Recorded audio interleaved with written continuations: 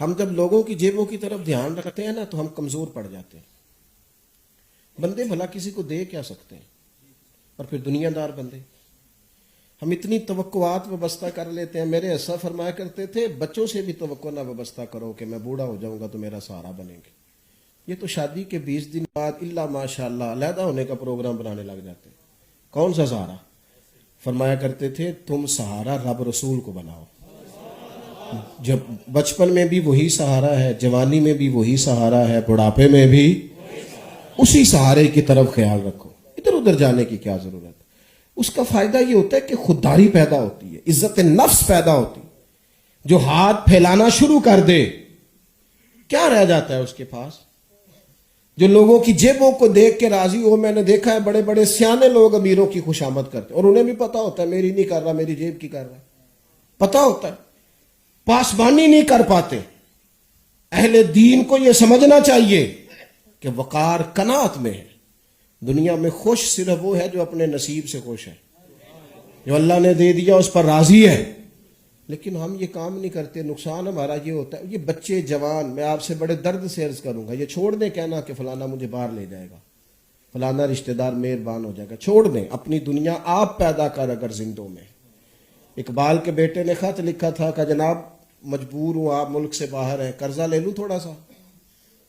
تو اقبال نے جواب میں نظم لکھی، کہا دیار عشق میں اپنا مقام پیدا کر، نیا زمانہ نئے صبح و شام پیدا کر. اور میرا طریق امیری نہیں فقیری ہے، خود ہی نہ بیچ غریبی میں نام پیدا کر. یہ چھوڑ دیں اور خوددار بنے، عزت نفس کے ساتھ جئیں. کوشش کرے. وہ حاتم طائی سے کسی نے کہا تھا اپنے سے بڑا سخی بھی کبھی دیکھا؟ اس نے کہا دیکھا ہے. کہا کون؟ کہنے لگا میرے شہر کا لکڑ آ رہا، میں نے پورے شہر کی دعوت پکائی، سب لوگ دعوت کھانے آئے. میں نے سوچا پتہ کروں کو رہ تو نہیں گیا. تو حاتم طائی کہتے ہیں میں جنگل کی طرف گیا گھوڑے پہ بیٹھ کے، تو میں نے ایک بوڑھے کو لکڑیاں کاٹتے دیکھا. میں نے اسے کہا کہ حاتم طائی کی دعوت ہے، تجھے نہیں دعوت؟ کہنے لگا ہے. میں نے کہا جانا نہیں؟ کہنے لگا جی مجھے نا ذرا اپنے ہاتھوں کی کمائی کا چسکا لگ گیا ہے، اب ادھر ادھر کی مفت کی روٹیوں پہ زیادہ لطف نہیں آتا. کبھی مزدور کو کھانا کھاتے دیکھیں، مزدور کو جو صبح کھانا لے کے آتا ہے نا گھر سے، اور وہ اچار لاتا ہے، وہ پونے کو بھی لگ جاتا ہے سارا. وہ جب کھانا کھولتا ہے نا دوپہر کو، اور خود ہاتھ دھوتا ہے، پانی بھرتا ہے، پیالے میں پاس رکھتا ہے، پھر وہ اسے کھولتا ہے.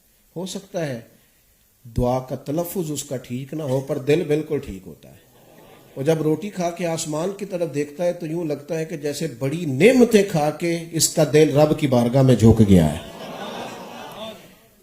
میری بات مکمل ہو گئی. اعلیٰ حضرت رحمت اللہ علیہ نے پاسبانی کی. نعت لکھی تو صرف حضور کی لکھی. ادھر ادھر انہوں نے اپنے فن کو بندے راضی کرنے میں ضائع نہیں کیا. ساری زندگی لوگوں کو راضی کرتے رہے، وہ پھر نہیں راضی ہوئے. ایک کوشش کی راضی کرنے کی، سامنے والے نے ڈیمانڈ ہی بدل دی. تیری خواہش ہے کہ وہ تیری آرزو کرے پوری، اور میری خواہش ہے کہ تیری آرزو ہی بدل جائے. تو وہ ایسی خواہش ہی نہ پیدا کرے جس میں تکلیف ہو.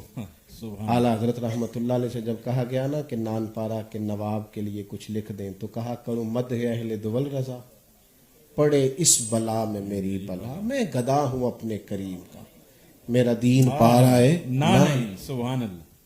دکان پہ گئے تیل لینے کے لیے سرسوں کا، تو اور یہ بھی دیکھیں اتنے بڑے امام ہیں، خود جاتے ہیں سودا لینے. اپنے گھر کا کام کر لیا جائے، کوئی پریشانی والی بات نہیں ہوتی. تیل لینے چلے گئے دکان سے، تو اس کو بوتل دی، کا اس کو سرسوں کے تیل سے بھر دو. کتنے کی؟ کہنے لگا ویسے تو 5 آنے کی ہے، آپ ہمارے عالم ہیں، آپ 3 آنے دے دیں، 2 رہنے دیں. تو فاضل بریلوی نے پورے 5 آنے دیے. فرمایا تو سارے رکھ، میں اپنا علم 2 آنے کا نہیں بیچا کرتا، میں 2 آنے کا نہیں بیچتا، تو رکھ. لوگوں نے تو اپنی قیمت دیکھے نا. ایک شخص 11 گھنٹے کا سفر کر کے میرے پاس آیا، اس نے کہا یہ مصلے پہ بیٹھتا ہے، ممبر پہ بیٹھتا ہے، بڑا آدمی ہے، کیا سوچ کے آیا، کیسے کٹھن راستوں سے گزرا. تو پھر یہ بڑی چھوٹی حرکت نہیں، وہ کیا سمجھ کے آیا ہے، اور میری نظر اس کے 2-4 ہزار پہ ہو. یہ بہت بہت چھوٹی سوچ نہیں ہے. لوگ کیا سمجھ کر تجھ سے تقریر سنتے ہیں، نعت سنتے ہیں، اور تو کیا سمجھ کے پڑھتا ہے؟ غور کرنے کا مقام ہے نا. اپنے وقار کو قائم رکھنا اور خودداری سے جینا اور قناعت سے جینا اور عزت نفس کا خیال رکھنا، یہ بندے کو سکھی کرتا ہے.